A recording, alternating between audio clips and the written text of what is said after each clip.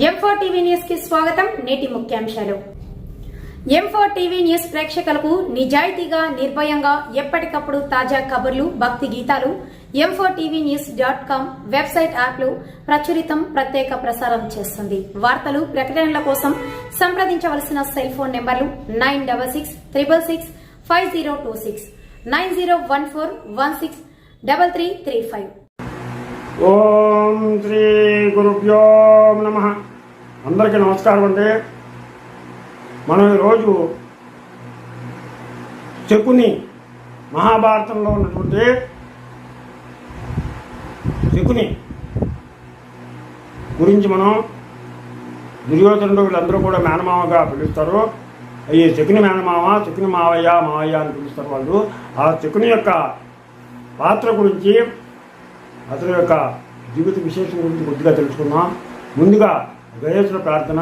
శుక్లాంబరధరం విష్ణు శశివర్ణం చతుర్భుజం ప్రసన్నవదనం ధ్యాయే సర్వవిఘ్నోపశాంతయే. గురుబ్రహ్మా గురుర్విష్ణు గురుర్దేవో మహేశ్వరః గురు సాక్షాత్ పరబ్రహ్మ తస్మై శ్రీ గురవే నమః. ఓం నమో భగవతే వాసుదేవాయ. ఓం నమో నారాయణాయ. ఓం నమో విష్ణవే నమః. ఓం నమఃశివాయ. ఓం నమఃశివాయ. ఓం ఐం హ్రీం శ్రీం శ్రీ మాత్రే నమః. ఓం ఐం హ్రీం శ్రీం శ్రీ మాత్రే నమః. హరి ఓం. మనం ఈరోజు శకుని గురించి తెలుసుకుందాం. ఈ శకుని యొక్క పగ, అక్కడ అసలు శకుని ఎందుకు పగ పెట్టాడు, ఈ శకుని యొక్క పగ ఏంటి అని దాని గురించి మనం తెలుసుకుందాం. మనం చెవి దగ్గర చేరి చెడు మాటలు తలకెక్కించి చెడగొట్టేవారిని చూసినప్పుడు మనం ఏంట్రా ఇతడు శకునిలాగా దాపరించాడని చెప్పేసి మనం అనుకుంటూ ఉంటాం. కానీ ఈ శకుని మాయావి, మోసగాడు, దోదగాడు, కుట్రలకు, కుతంత్రాలకు, దురాలోచనలకు, దుర్బోధలకు కూడా మారుపేరు. ఇతన్ని మూలంగానే కౌరవులు సర్వనాశనం అయిపోయారు. అందుకే మహాభారతంలో ఇతని పాత్ర చాలా ముఖ్యమైనది. దుర్యోధనుడికి మేనమావైనటువంటి శకుని గురించి మనకి ఒక కథ ఉంది. ఈ కథ ఏంటంటే, భారత కథాకాలంలో గాంధార దేశాన్ని సుబలుడు అనేటువంటి రాజు పరిపాలిస్తూ ఉండేవాడు. ఆయనకు 100 కుమారులు, ఒక కూతురు ఉన్నారు. కూతురు పేరు గాంధారి. ఆమెకు వైధవ్య యోగం ఉందని జ్యోతిష్కులు చెప్పారు. అది తప్పించడానికై తమ తండ్రి పండితుల సలహా ప్రకారం గాంధారిని మొదట ఒక మేకపోతుకిచ్చి పెళ్లి చేశారు. ఆ తర్వాత ఆ మేక చచ్చిపోయింది. ఆ తర్వాత కొంతకాలానికి గాంధారి ధృతరాష్ట్ర మహారాజును పెళ్లి చేసుకుంది. ఈ గాంధారి యొక్క కొడుకులే కౌరవులు. ధృతరాష్ట్రుడు తమ్ముడైనటువంటి పాండురాజు కుమారులు పాండవులు. వీళ్ళు చిన్నతనం నుంచే కౌరవులకి, పాండవులకి సరిపడేది కాదు. ముఖ్యంగా దుర్యోధనుడికి, భీముడికి అసలు పడేది కాదు. ఈ భీముడిని చూసి దుర్యోధనుడు చాలా ఎగతాళిగా, చాలా అవమానకరంగా మాట్లాడుతూ ఉండేవాడు. దాంతో ఈ దుర్యోధనుడు ఓరి రండ కొడక అని ఎగతాళి చేసి అవమానిస్తూ ఉండేవాడు. దాంతో భీముడికి చాలా రోషం వచ్చింది. కానీ ఏం చేస్తాడు, కుంతి కుమారులైనటువంటి పాండవులు పాండరాజు వల్ల కాక దేవతల వరం వల్ల పుట్టినవాళ్ళు. అందుకని వాడు ఆ దుర్యోధనుడు అలాగా ఓరి రండ కొడుక అని చెప్పేసని ఈ భీముడిని పిలిచేవాడు. దేవతల వల్ల పుట్టాడని, పాండురాజు వల్ల కాకుండా దేవతల వరాల వల్ల ఈ పాండవులు జన్మించారని దుర్యోధనుడు హేళన చేస్తూ ఉండేవాడు. కానీ ఈ భీముడు ఏమీ చేయలేకపోయేవాడు. అలాగే దుర్యోధనుడు భీముడిని ఇలాగ రండకొడక అనడానికి కారణం అది. అందుకని కానీ రోషం పట్టలేనటువంటి భీముడు దుర్యోధనుని తల్లి గాంధారి ఒకసారి వైధవ్యం పొందిన తర్వాత ధృతరాష్ట్రుడిని పెళ్లాడిందన్న రహస్యం తెలుసుకుని ఇంకా అప్పటి నుంచి కూడా సంతు దొరికింది. నేను రండ కొడుకునైతే నీవు మొండ కొడుకువి, నేను రండ కొడుకునైతే నీవు మొండ కొడుకువి అని దుర్యోధన్ని హేళన చేయడం మొదలుపెట్టాడు. అలాగా తిట్టడం మొదలుపెట్టిన తర్వాత తన పగని, తన యొక్క కోపాన్ని భీముడు ఆ విధంగా తీర్చుకున్నాడు. నేను రండ కొడుకునైతే నీవు మొండ కొడుకువి, ఎందుకని అలాగన్నాడు అంటే గాంధారికి మొట్టమొదటిసారిగా పెళ్ళయ్యి ఆ పెళ్లికి ఆ మేకపోతు చనిపోతే మళ్ళా ధృతరాష్ట్రుని రెండోసారి పెళ్లి చేస్తుంది రెండవ వివాహానికి. ఆ రెండవ భార్య రెండవ వివాహం చేసుకున్న తర్వాత పుట్టినటువంటి వాడు ఈ దుర్యోధనుడు కాబట్టి ముండ కొడుకు అని చెప్పేసి పిలిచి తన యొక్క ప్రతీకారాన్ని తీర్చుకున్నాడు. దాంతో ఈ దుర్యోధనుడికి అభిమానం పుట్టుకొచ్చింది. తన తల్లి గాంధారి ఒకసారి వితంతు అయిన తర్వాత తన తండ్రిని పెళ్లి చేసుకుంది అనే మాట నిజమా కాదా అని చెప్పేసి తెలుసుకున్నాడు. తాతగారే ఈ మోసం చేశాడని చెప్పేసి వాళ్ళ కుటుంబం మీద పగబట్టాడు. దాంతో ఈ తాత సుబలుడిని అలాగే 100 మేనమావల్ని వీళ్ళందరినీ కూడా చెరసాల్లో బంధించేశాడు కోపం వచ్చి. దాంతో వాళ్ళకి అన్నం నీళ్లు లేకుండా చేసి చిత్రహింసలు పెట్టాడు. అంతమందికి ఒక గుప్పెడు మెతుకులు కూడా పడేసేవాడు. అప్పుడు సుబలుడు అతని కుమారులు ఆ గుప్పెడు మెతుకుల్ని కూడా వాళ్ళందరూ కూడా తినకుండా గుప్పెడు అన్నం అవసరపడుతుంది.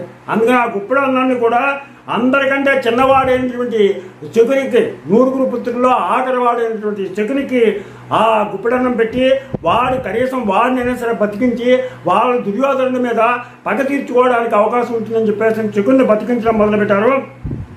అలాగే గుప్పెడు అన్నంతో మన ప్రాణాలు ఎలాగా నిలవో పసివాడైనటువంటి ఈ శకునికి పెడితే వాడొక్కడైనా సరే బతుకుతాడు, మన వంశం నిలబడుతుంది, పగ తీర్చుకుంటాడని చెప్పేసి శకునికి ఆ గుప్పెడన్నం పెట్టారు.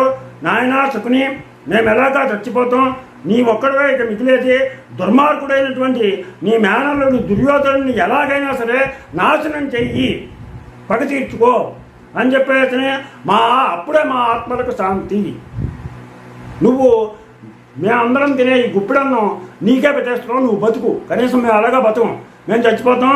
అందుకని నువ్వు బతికి నువ్వు నీ మేనలుడైనటువంటి దుర్యోధనుడి మీద మమ్మల్ని అందరినీ నీ బాధలు పెట్టాడు కాబట్టి వాడి మీద పగ తీర్చుకో అని చెప్పేసి అలాగ పగ తీర్చుకుని మా యొక్క ఆత్మకి శాంతిని ప్రసాదించని చెప్పేసి తండ్రి మిగతా అన్నదమ్ములు చెప్పారు. అలాగ వాళ్ళు ఆ శకునికి ఆ అన్నాన్ని మొత్తం పెట్టేశారు.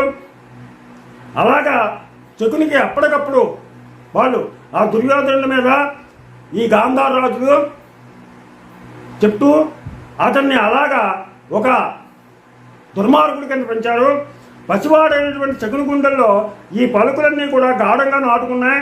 కొన్నాళ్ళకి ఈ శకుని తండ్రి అన్నలంతా కూడా అన్నం నీళ్లు లేక చచ్చిపోయారు. అప్పుడు శకుని చనిపోయినటువంటి తన తండ్రి ఎముకల్ని అరగతీసి వాటితో చక్కని పాచికలను తయారు చేశాడు. చచ్చిపోయిన తండ్రి కొడుకులు అన్నగారులు అందరూ చచ్చిపోయారు. అందరూ చచ్చిపోయిన తర్వాత తండ్రి యొక్క ఎముకలను తీసుకుని ఆ ఎముకలతోటి పాచికలను తయారు చేశాడు. ఆ పాచికలతోటి ధర్మరాజుతోటి పాచికలు ఆడవాలి. ఆ పాచికలు శకునికి ఎలా చెప్తే అలా వినేవి.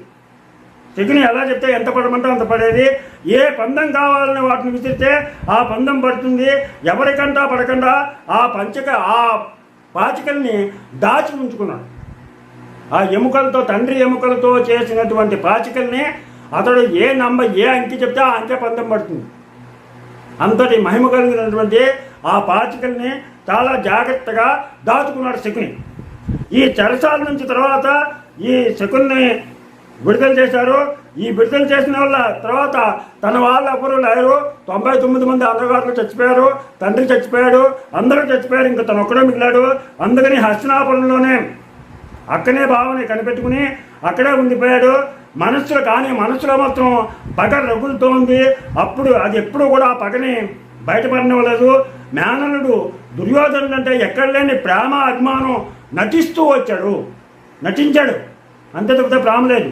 లోపల ఉద్దేశం మాత్రం వాళ్ళని నాశనం చేసినట్లే, అతని కుటుంబాన్ని నాశనం చేయాలని అతని యొక్క కోరిక. అందుకే శకుని ఎప్పుడు దుర్యోధనుడిపై ఎక్కడ లేని ప్రేమ వలకపోస్తూ మెల్లిగా అతని చెవి దగ్గర చేరేవాడు. దుర్బుద్ధులు అతని తలకెక్కించేవాడు, దురాలోచనలు నూరపోసేవాడు. ఈ విధంగా పాండవులపై దుర్యోధనుడికి అసూయ ద్వేషం పుట్టించాడు. ఈ శకుని ప్రేరణ వల్లనే దుర్యోధనుడు ధర్మరాజును జోదాన్ని కూడా పిలిచాడు. ఈ మాయాజోతంలో ఈ శకుని తన పాచికలతోటి ధర్మరాజును ఓడించి పాండవులను అడవులకు పంపాడు. సంధి కుదరకుండా చేశాడు, యుద్ధం జరిగేలాగా చేశాడు. ఆ యుద్ధంలో ఈ కౌరవులందరూ కూడా దుర్యోధనుడు వీళ్ళందరూ కూడా నశించేట్లుగా చేసి తన యొక్క పగని సాధించాడు శకుని. అది అందుకని శకుని పగ అన్నమాట. వాళ్ళ పక్షాన్నే ఉంటూ వాళ్ళ తింటూ వాళ్ళ మీద పగపెట్టి చివరికి వాళ్ళనే నాశనం చేయించినటువంటి పగ శకుని పగ. తన వాళ్ళందరినీ దుర్యోధనుడు నాశనం చేసినట్లే చివరికి దుర్యోధనుడిని అతని సోదరుల్ని నాశనం చేసి ఏ విధంగా పగ తీర్చుకున్నాడు శకుని. అందుకని శకుని మామూలుగా చాలా మంచివాడే. అయితే ఏంటంటే తనకి జరిగినటువంటి అవమానానికి తన సోదరులు తండ్రి అందరినీ కూడా అన్నం నీళ్లు పెట్టకుండా చెరసాల్లో బంధించి తమను చంపేశాడు, వాళ్ళందరినీ చంపేశాడు అనేటువంటి కోపంతో పగతోటి దుర్యోధనుడి మీద పగ పెంచుకుని ఏవైనా సరే దుర్యోధనుడిని అతని తమ్ముళ్ళందరినీ కూడా చంపాలి అనేటువంటి ఉద్దేశంతో ఎప్పుడు కూడా దుర్బోధలు చేస్తూ చివరికి యుద్ధంలో వాళ్ళందరూ మరణం చూసిన తర్వాత ఆయన చనిపోయాడు. ఇది శకుని పగ. అందరూ కూడా మీరు ఈ మహాభారతంలో ఉన్నటువంటి శకుని పాత్రని ఒకసారి గుర్తుకు తెచ్చుకుంటారని, అలాగే మన సనాతన సాంప్రదాయాలు విలువల గురించి మన పిల్లలకి తెలియజేసి వాళ్ళకి రామాయణ మహాభారత కావ్యాలన్నింటినీ కూడా దాంట్లో ఉన్నటువంటి పాత్రలు మనం అందుకనే ఎన్నిసార్లు చదివినా కూడా ఇంకా చదవాలి, ఇంకా తెలుసుకోవాలి. ఒక్కొక్కరు ఒక్కొక్క రకంగా రాస్తూ ఉంటారు, ఒక్కొక్క మహానుభావులు ఒక్కొక్క విధంగా చెప్తుంది. అందుకని అన్ని పురాణాలు అందరు రాసినవి చదవాలి, అందరు చెప్పింది వినాలి. వినతాకుండా ఎవ్వరూ చెప్పినా ఎవ్వరు చెప్పినా సరే మనం వింటూ ఉండాలి, చదువుతూ ఉండాలి, అన్నీ తెలుసుకుంటూ ఉండాలి. దాంట్లో జ్ఞానాన్ని మనం వినాలి, చదువుతూ ఉండాలి. అందుకని మనకి తెలిసింది 10 మందికి తెలియజేయాలి. అలాగే మనకు తెలిసింది మన పిల్లలకి మీ పిల్లలకి తెలియజేసి మన సనాతన సాంప్రదాయాల్ని విలువల్ని కాపాడుతారని ఆశిస్తూ మీకు నా ఛానల్ నచ్చితే సబ్స్క్రైబ్ చేయమని కోరుతూ అలాగే లైక్ చేయమని కోరుతూ రాపాట ఒకటి ప్రభావం.